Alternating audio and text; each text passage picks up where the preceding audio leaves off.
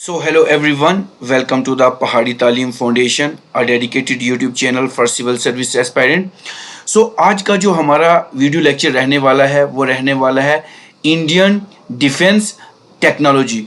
और ये वाला जो टॉपिक है आपका साइंस एंड टेक्नोलॉजी में से है, जो कि आपका जितना भी कंटेंट है वो 2025 में जो है वो सारे का सारा इसमें हमने आपके साथ डिस्कस किया है। और ये वाला वीडियो लेक्चर आपके जितने भी कम्पिटिटिव एग्ज़ाम हैं, चाहे वो यूपीएससी एग्ज़ाम हो, चाहे स्टेट पीसीएस एग्ज़ाम्स हो, चाहे जेके एसएसबी के एग्ज़ाम हो, स्पेशली अगर हम देखें नायब तहसीलदार में जो इतना भी करंट अफेयर पड़ेगा, नायब तहसीलदार हो, चाहे जेके पीएसआई एग्ज़ाम हो, उनमें ये सारे का सारा कंटेंट जो है वो आने के चांसेस हैं। और इंडियन डिफेंस सिस्टम से काफ़ी सारी चीज़ें आपको पूछी जाएंगी, डीआरडीयू के ऊपर चीज़ें पूछी जाएंगी, ऑपरेशन सिंदूर के बारे में चीज़ें पूछी जाएंगी, और भी जितनी सारी टेक्नोलॉजिकल टर्म्स हैं आपकी इंडियन डिफेंस टेक्नोलॉजी में वो सारी की सारी पूछी जाएंगी। मिनिस्ट्रीज़ के बारे में पूछा जाएगा। और उसके बाद हमारे पास चाहे इंडियन आर्म फोर्स हो, चाहे इंडियन नेवी फोर्स हो, या इंडियन एयर फोर्स एविएशन, ये सारी की सारी चीज़ें इसके साथ हमने आप इस लेक्चर में आपके साथ डिस्कस की हैं। सो जितने भी नए व्यूवर्स इस वीडियो लेक्चर को देख रहे हैं वो हमारे चैनल द पहाड़ी तालीम फाउंडेशन को सब्सक्राइब कर दें और बेल आइकन को प्रेस करें ताकि नेक्स्ट वीडियो लेक्चर की नोटिफिकेशन आपके पास पहुंच सके। सो विदाउट वेस्टिंग टाइम हम अपनी पहली स्लाइड आपके साथ डिस्कस करते हैं। आज का जो हमारा टॉपिक रहने वाला है वो रहने वाला है defence technology of India. Defence technology जितनी भी इंडिया की है, ये वाला जो टॉपिक रहेगा आपके लिए, क्योंकि ये वाला जो टॉपिक है आपका साइंस एंड टेक्नोलॉजी में से आ सकता है, क्योंकि काफ़ी सारे क्वेश्चन जो हैं वो इस वाले टॉपिक में से बन सकते हैं आपके कम्पिटिटिव एग्ज़ाम के लिए। सो सबसे पहले हम इंडियन डिफेंस सिस्टम को स्टडी करते हैं। तो सबसे पहले अगर मैं इंडियन डिफेंस सिस्टम की बात करूं, सबसे पहले what is defence? Defence is the protecting the integrity, sovereignty, international border and geo economic interest of a nation. Defence क्या होता है? डिफेंस क्या होता है? Is the protecting. वो किस चीज़ को प्रोटेक्ट करता है? हमारी जितनी भी इंटीग्रिटी है। अब इंटीग्रिटी क्या होता है?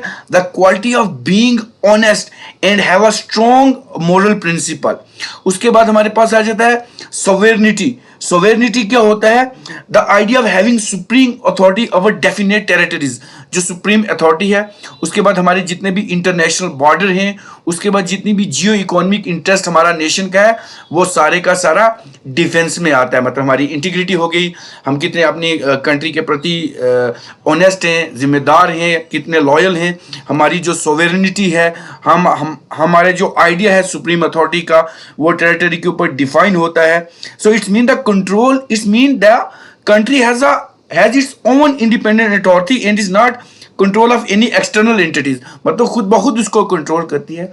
जितने भी हमारी इंटरनेशनल बॉर्डर्स हो गए, जितने भी हमारी, सबसे पहले तो इंटीग्रिटी आ गई, फिर सोवेरेनिटी आ गई, फिर इंटरनेशनल बॉर्डर हमारे आ गए, उसके बाद जियो economic interest of the nation हमारा सारा इसमें आता है। फिर क्या आता है? जो हमारा इंडियन सिस्टम है, जो इंडियन डिफेंस सिस्टम है, that has been organised with the president as the supreme commander. जो हमारे राष्ट्रपति होते हैं, अगर अभी प्रेजेंट की बात करूं, Shrimati Draupadi Murmu ji, so she is the president of India and she is also the supreme commander of all the helms of the ministry of defence. वो जो हैं वो क्या होते हैं? सुप्रीम कमांडर हैं जितना भी हमारा डिफेंस है। ठीक है जी। विच एक्सरसाइज, जिनके ऊपर जो क्या करती हैं? Administrative control over the arm force. इनका जो एडमिनिस्ट्रेटिव कंट्रोल है वो सारी जितनी भी हमारी आर्म फोर्स हैं, चाहे वो पुलिस आ जाती है, आर्मी आ जाती है, CSIF आ जाती है, BSF आ जाती है, मतलब जितनी भी आर्म फोर्स हैं वो सारी की सारी इनके अंतर्गत काम करती हैं। ठीक है। सो she is the supreme commander of all the at the Helm's in the ministry of defence. तो ये रहती हैं। ठीक है। अगर हम इंडियन डिफेंस की बात करें, क्योंकि जितना हमारा डिफेंस मजबूत होगा उतनी जो कंट्री होती है वो सेफ गार्ड प्रोवाइड कर सकती है अपने जितने भी सिटीजन्स होते हैं। तो ठीक है। अब ये कुछ टेक्निकल पॉइंट्स हैं जो कि आपके एग्जामिनेशन में आपको देखने को मिलेंगे। सो अगर हम इंडियन डिफेंस की बात करें, सो ये 3 सर्विसेज में डिवाइड किया गया। मतलब 3 किस्म की सर्विसेज हैं हमारी डिफेंस की बात करें। सबसे पहले अगर हम बात करें हमारी इंडियन आर्मी, हमारी जो इंडियन आर्मी है वो सबसे महत्वपूर्ण रोल प्ले करती है।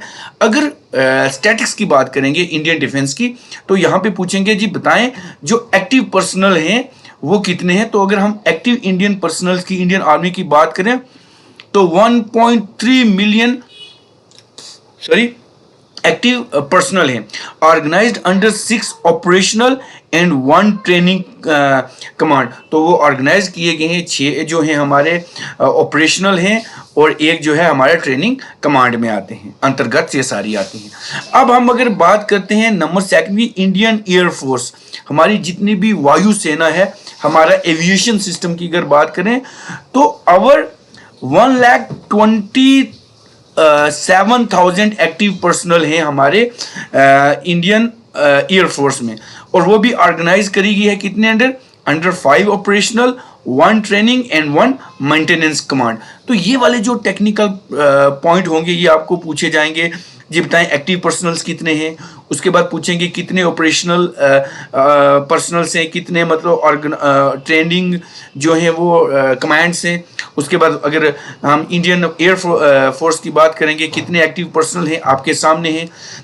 ये जो पर्सनल कितनी चीज़ों में ऑर्गेनाइज्ड हैं, 5 ऑपरेशनल हैं आपको याद रखना पड़ेगा, 1 ट्रेनिंग है, उसके बाद एक जो है वो मेंटेनेंस कमांड है जो इन सब को क्या करती है, मेंटेन करती है। ये चीज़ें आपको पता होनी चाहिए, ठीक है। बड़े आराम से इस टॉपिक को आपने देखना है। फिर हमारे पास नेक्स्ट आ जाता है इंडियन नेवी, ठीक है, जो हमारी जल सेना है, ठीक है जी। तो 3 आ जाएगी, एक इंडियन आर्मी, इंडियन एयरफोर्स और इंडियन नेवी। सो अगर इसकी बात करें तो इस चीज़ की बात करें तो blue water navy with the strength of 5,08,000 plus active personal. तो हमारे जितने भी यहाँ पे एक्टिव पर्सनल हैं उनकी ये जो टोटल नंबर है ये ऊपर नीचे होते रहते हैं, तो इनको हमने देख के चलना है। ये ऐसी टेक्निकल चीज़ें हैं जो कि आपको पूछी जाएंगी, क्योंकि साइंस एंड टेक्नोलॉजी में इंडियन डिफेंस सिस्टम के ऊपर पूछा जाएगा, इंडियन डिफेंस टेक्नोलॉजी के ऊपर पूछा जाएगा, क्योंकि अभी ऑपरेशन सिंदूर हुआ है। ये सारी चीज़ें बार बार रिपीटेड चीज़ें मैं, क्योंकि ऑपरेशन सिंदूर जो हुआ है उसके कंटेक्स्ट में अगर हम देखेंगे ये जो इंडियन डिफेंस सिस्टम है ये इंपॉर्टेंट बन जाता है आपके जितने भी एग्जामिनेशन है, चाहे वो स्टेट पीसीएस के हो, आने वाले यूपीएससी प्रीलिमिनरी एग्जाम हो, और हमें जो निचले स्तर पर जितने भी एग्जाम होते हैं उन सब में ये चीज़ें आने के चांसेस हैं। अब मैं थोड़ा सा इसको ऊपर थोड़ा सा स्क्रॉल कर लेता हूँ। तो ये कुछ टेक्निकल टर्म्स हैं जो कि आपको आपके एग्जामिनेशन में पूछी जाएंगी, ठीक है। सबसे पहले हमारे पास है ब्लू वाटर नेवी। सो ये ब्लू वाटर नेवी क्या है? Navy who has the capacity to project itself, जो अपने आप को खुद प्रोजेक्ट करेगी अवर अ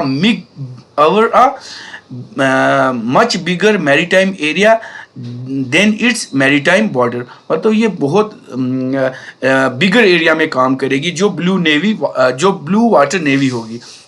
फिर उसके बाद एक है ब्राउन वाटर फोर्स है, और उसके बाद हमारे पास ग्रीन वाटर फोर्स है। ये चीज़ें दो हैं हमारे पास। अब अगर हम ब्लू वाला तो हो गया, अब ब्राउन वाटर फोर्स पूछेंगे। Navy whose operation are restricted close to the shore, मतलब जितने भी शोर होते हैं, समुंदर के किनारे होते हैं, उनके शोर के ऊपर जो जो भी होती है वो सारी ब्राउन वाटर फोर्स के अंतर्गत आती है। और जो ग्रीन वाटर फोर्स है, navy who can project themselves in the littoral water. अब ये लिटोरल वाटर क्या होता है, ठीक है जी। तो अगर मैं इस लिटोरल वाटर की बात करूं तो ये क्या होता है? सो लिटोरल वाटर हम किसको रिफर करते हैं? जो नियर शोर के एरिया होते हैं, नियर शोर एरियाज होते हैं। उसके बाद हमारे जितने भी शैलो वाटर होते हैं, सी होते हैं, जितना भी सी होता है हमारा, समुद्री तट हो गया, लेक्स हो गए, हमारे ओशंस हो गए, ये सारे ग्रीन वाटर फोर्स के अंतर्गत आते हैं, जो अपने आप को प्रोजेक्ट करते हैं जहाँ तक कहाँ तक सीमित रहता है, जो कि शोर एरिया के पास हो गए। उसके बाद हमारे इसके साथ हो गए। अब व्हाट इज मैरीटाइम, एक ये भी तो चीज़ पूछी है, व्हाट इज मैरीटाइम, मैरीटाइम क्या होता है, ये चीज़ भी हमें कंफर्म आनी चाहिए, मैरीटाइम्स क्या होता है। तो ये सारी चीज़ें, maritime connected with the seas और शिप, जितना भी हमारी मैरीटाइम्स होते हैं तो ये क्या होते हैं, related to bordering on the sea. जितना भी मैरीटाइम मतलब जितना भी हमारा ये ब्लू वाटर होगी, ये बॉर्डरिंग जितना भी बाकी के साथ होगी वहाँ तक है, ये जो शोर के साथ रिस्ट्रिक्टेड है। और ये ग्रीन वाटर फोर्स, ये तीनों के तीनों इम्पॉर्टेंट हैं, आपका ये एग्जामिनेशन में किसी ना किसी एग्जामिनेशन में आपके आ सकते हैं। अब हम नीचे स्क्रॉल डाउन करते हैं इसको, तो अब हमारे पास ये वाला जो यहाँ से यहाँ ठीक है, यहाँ तक रखते हैं, क्योंकि ये चीज़ें जो हैं डिफेंस टेक्नोलॉजी में, साइंस और टेक्नोलॉजी के श्रेणी में से आ सकती हैं।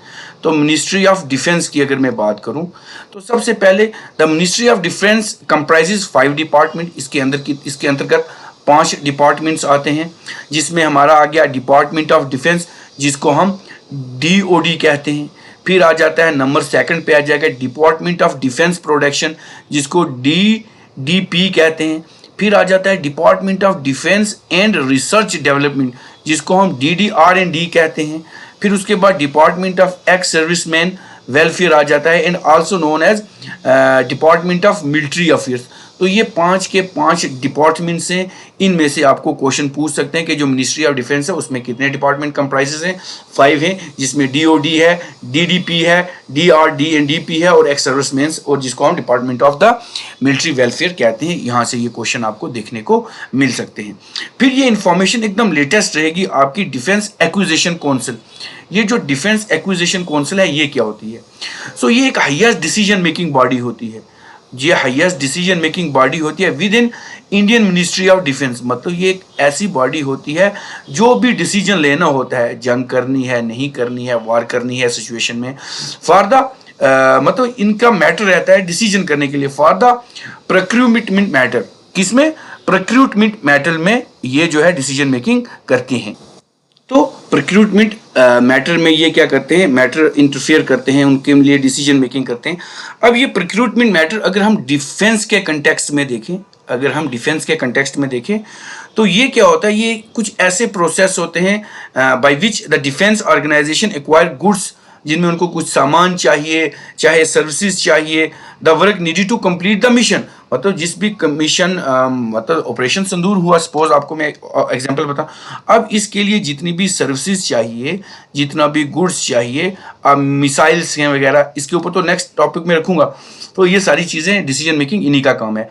तो its primary objective is to ensure timely and efficient acquisition of the defence equipment, जितना भी डिफेंस इक्विपमेंट है, and the services to meet the need of the arm force, जो कि उनको चीज़ें ज़रूरत हैं किसी भी ऑपरेशन के लिए, जिस चीज़ के लिए भी ज़रूरत है वो इनको ये प्रोवाइड करते हैं डिफेंस एक्विजिशन काउंसिल। तो 5 हमारे मिनिस्ट्री ऑफ डिफेंस में आ गए, ये हमको पता होना चाहिए। अब पूछ लेंगे डिफेंस एक्विजिशन काउंसिल क्या होती है? आपको पता है इसका आज एक प्रोक्यूरमेंट मैटर में ये डिसीजन मेकिंग मतलब फैसला लेती है कि क्या क्या चीज़ें प्रोवाइड करनी है, कौन सी सर्विसेज प्रोवाइड करनी है आर्म फोर्सेस को। अब आर्म फोर्सेस ही तो लड़ेंगे ना, जैसी बात है, एक आम नागरिक तो नहीं लड़ सकता। एक आम नागरिक भी लड़ सकता है by mean of their by exercising their right to speech. वो उससे भी लड़ सकता है, अगर वो राइट टू स्पीच से जाके लड़े, अपनी जो बात होगी रखी उससे भी, क्योंकि जंगें जो होती हैं वो हथियारों से नहीं जीती जाती, वो बातों से जीती जाती हैं, अपनी बात रखने से जो है उससे जीती जाती हैं। हालांकि अगर वो मिसाइल्स और ये वगैरह होंगे उससे तो खाली नुकसान ही होता है और उस नुकसान की कोई भरपाई नहीं होती, चाहे जो कुछ अब मर्जी कर लें, क्योंकि एक इंसान घर बनाने में बहुत सारा टाइम लगाता है। अगर शेलिंग में उसका घर उड़ जाता है, ख़त्म हो जाता है, उसकी कोई लाइफ जो है वो चली जाती है, मतलब ह्यूमन लाइफ चली जाती है, तो उसकी भरपाई तो कोई नहीं है ना। पैसों से इंसान नया घर तो बना सकता है, लेकिन वो जो जिंदगियां या जो जाती हैं उनको दोबारा वापस नहीं ला सकता। इसलिए हमें always we have always adopt the peace, हमें पीस के साथ रहना चाहिए, अमन और सुकून के साथ रहना चाहिए। क्योंकि अगर जंगें होती हैं, वार होती हैं, तो उसमें इंसानों का भी खर्चा होता है, जानों का भी मतलब सेक्रिफिकेशंस होती हैं, और उसके बाद डिफेंस के ऊपर इतना खर्चा लगेगा। अगर वो हम किसी से लड़ने के बजाय हम उसको डेवलपमेंट कामों में लगाएंगे, हमें किसी के साथ झगड़ना ही क्यों। हाँ, अगर कोई एक्सटर्नल एग्रेशन आता है फिर एक अलग बात है, that is up to the defence, क्योंकि governments are there. So next point हमारे पास आ जाएगा कौन सा, इसके की फंक्शंस क्या होते हैं। सबसे पहले अगर मैं बात करूं, यहाँ पे आ जाएगा लॉन्ग टर्म प्लानिंग होनी चाहिए। Approve for 15 year long term integrative perspective for the defence, मतलब एक 15 साल का पूरा प्लान होना चाहिए। Approve a 5 year long term integrative prescriptive plans for the defence procurement, ये सारे के सारे इसके अंतर्गत में आने चाहिए। अब मैं इसको ऊपर लेके चलता हूँ थोड़ा सा स्क्रॉल करके, फिर यहाँ पे हमारे पास कुछ ऐसी टर्म्स है जो आपके एग्जामिनेशन पॉइंट ऑफ से व्यू से। अब उसके बाद हमारे पास आ जाता है एक और पॉइंट आ जाता है हमारे पास, एक्विजिशन प्रपोजल आ जाएगा, सिंगल वेंडर क्लियरेंस आ जाएगा, ऑफसेट प्रोविजन आ जाएगा, टेक्नोलॉजिकल ट्रांसफर आ जाएगा, फील्ड ट्रायल इवेल्युएशन आ जाएगा। अब ये क्या होती हैं सारी। सो एक्विजिशन प्रपोजल में क्या आ जाएगा, assessees and categories acquisition purpose into buy sell make and make categories में आ जाता है। फिर उसके बाद सिंगल वेंडर क्लियरेंस क्या होता है, adverse issues relating to single vendor procurement, मतलब जो एक ही चीज से हम चीजें खरीदते हैं। फिर उसके बाद आ जाता है offset provision, take decision on offset requirement for acquisition exceeding 2000 crore. जब इससे ऊपर आ जाएगा 2000 करोड़ से ज़्यादा आ जाएगा तो ऑफसेट प्रोविजन में आता है। फिर टेक्नोलॉजिकल ट्रांसफ़र भी हमें होना चाहिए, overseas technology transfer into by and make category proposal. अब सपोज हमारे पास अगर एविएशन सही नहीं, इंडिया में अगर एविएशन सिस्टम थोड़ा सा वीक है, या वीक नहीं कह सकते, मतलब अप टू मार्क नहीं है, तो हम बाहर से राफेल ला रहे हैं, मिग ला रहे हैं, मतलब जो भी है वो बाहर से ला रहे हैं, तो वो टेक्नोलॉजिकल ट्रांसफ़र हमारी यहाँ भी होनी चाहिए ताकि ये अच्छे से बना सकें।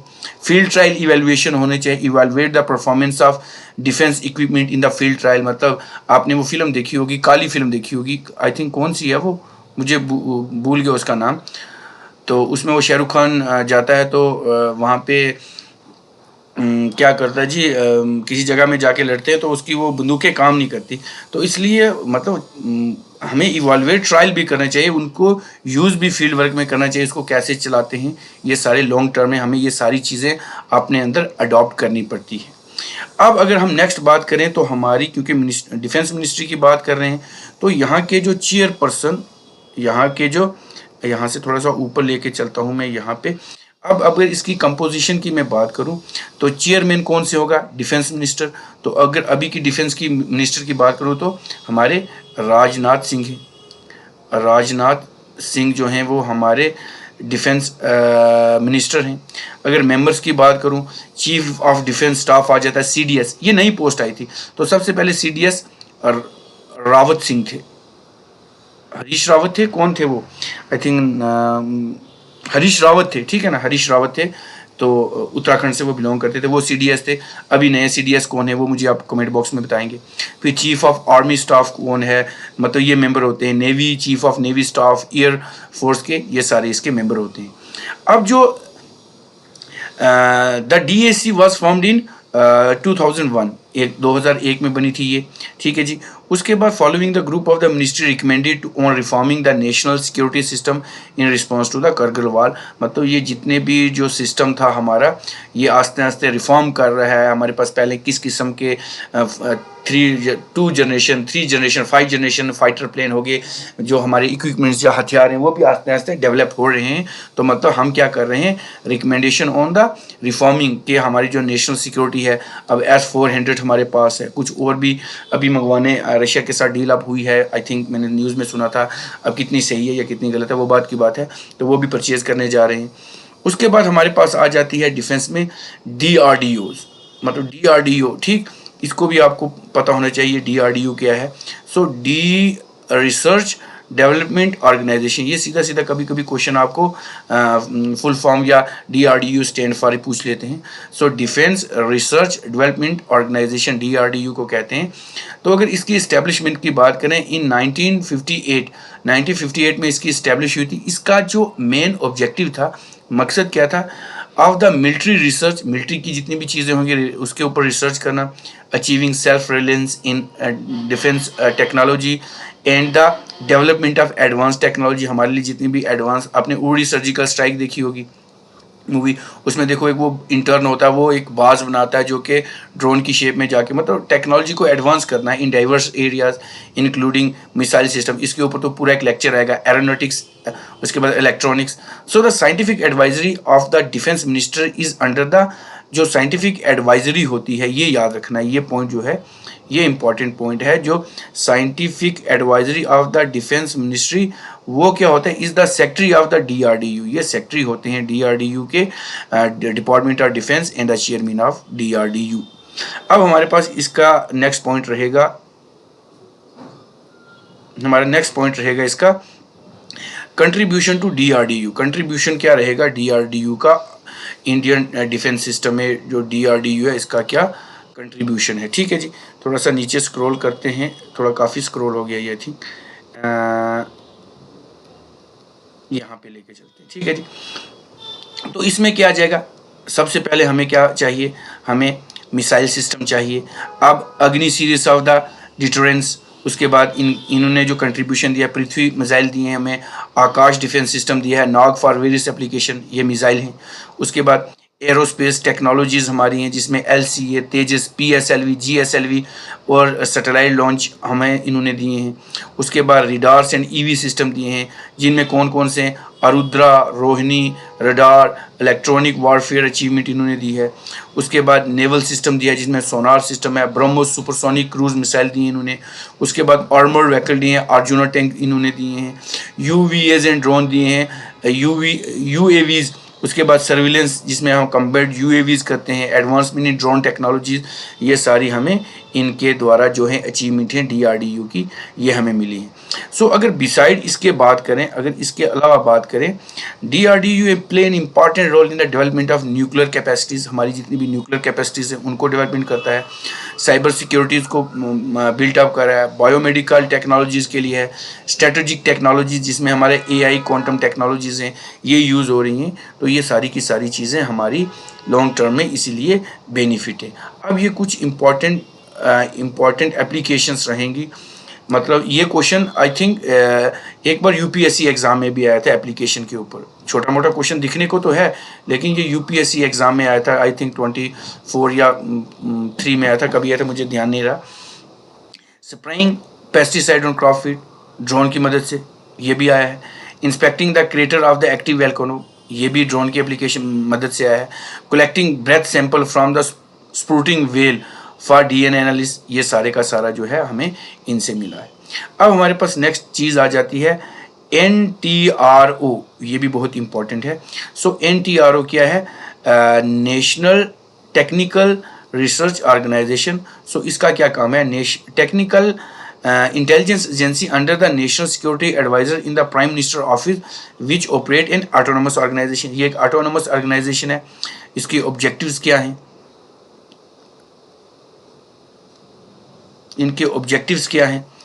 प्राइमरी ऑब्जेक्टिव जो है इसका इज द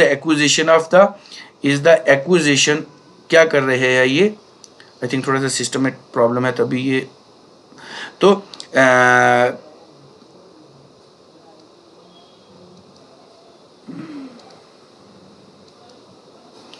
क्या है, intelligence involving the interception analysis of communication signal, जो हमारे कम्युनिकेशन सिग्नल हैं उनमें इंटरसेप्शन करेगा।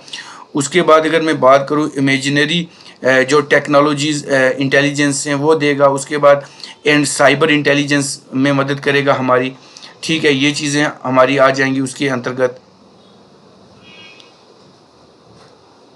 उसके बाद हमारे पास आ जाता है national institute of Cairo topology research and development function under, इसके अंदर करेगा।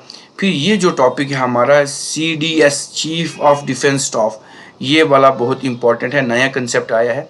तो रिकमेंडेशन इसकी क्या थी, establishment of CDS that was recommend by the ministry group of ministry इन 2001 में ये आया था and further supported by Naresh Chandra committee 2012 में इन्होंने रिकमेंड किया था। अब ये क्रिएट हुई थी इन 2019 में with the general Bipin Rawat, मैंने हरीश रावत बोल दिया सॉरी, तो बिपिन रावत ने ये की थी सर्विंग एज द फर्स्ट इंक्यूबेंट। अब ये जो CDS होते हैं, CDS होते हैं, ये क्या होते हैं, ये जितनी भी आर्म फोर्सेस हैं, चाहे इंडियन आर्मी हो जाएगी, इंडियन एयर फोर्स हो जाएगी, चाहे इंडियन नेवी फोर्स आएगी, इन तीनों के ऊपर ये कमांड करते हैं। ये इसलिए क्रिएट होगी क्योंकि ये जो एक कमांड होगी ये तीनों के ऊपर देंगे, क्योंकि अगर खाली इंडियन आर्मी को बोलेंगे शायद एविएशन की जरूरत होगी, ये इसके साथ काम नहीं करेंगे, मतलब उनके ऑर्डर के ऊपर, मतलब इनके ऑर्डर के अंतर्गत ये सारे के सारे काम करेंगे, ठीक है जी। उसके बाद रोल्स एंड रिस्पॉन्सिबिलिटीज़ क्या होती हैं इसमें, रोल और रिस्पॉन्सिबिलिटीज़ जो होती हैं वो क्या होती हैं। सबसे पहले अगर मैं रोल और रिस्पॉन्सिबिलिटी की बात करूं तो इंटर सर्विस कोऑर्डिनेशन, मतलब जो भी सर्विसेज सारी उनकी कोऑर्डिनेशन के लिए, मतलब इंडियन नेवी होगी, आर्म फोर्स होगी या एयरफोर्स, सबको करेगी। उसके बाद मिलिट्री एडवाइजरी करेगी, serve as a single point military advisory, मतलब एक ही एडवाइजरी जारी होगी सबके लिए, तीनों की तीनों डिफेंस फोर्सेस के लिए।